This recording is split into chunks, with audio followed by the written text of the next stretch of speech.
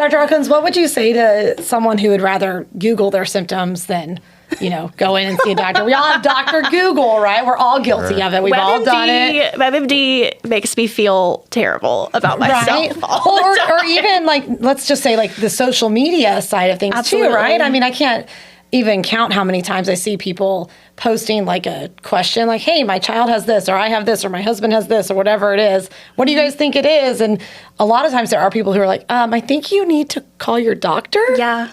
So what do you say to people like that? Very good question. That is an issue that comes up all the time. And on the one hand, I like my patients to be educated and informed, and many have done some reading or some research on their concerns.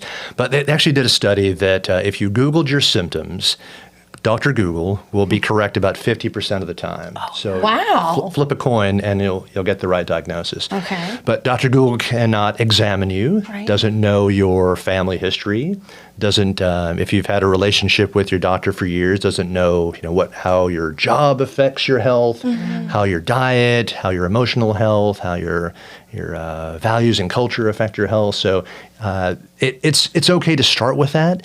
And I think the important thing to note is if you're having concerns, it's probably worthwhile coming and have an expert talk about it, right? Yeah. If you were having a noise in your car, rattling noise in your car, and maybe some men have some mechanic acumen, but many times you're going to take it to an expert to have your car fixed.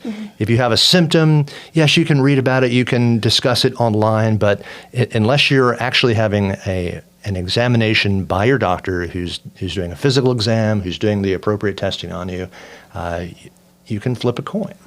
So turning the radio up when my car is making a weird noise is not the solution. Not a solution. Not a solution.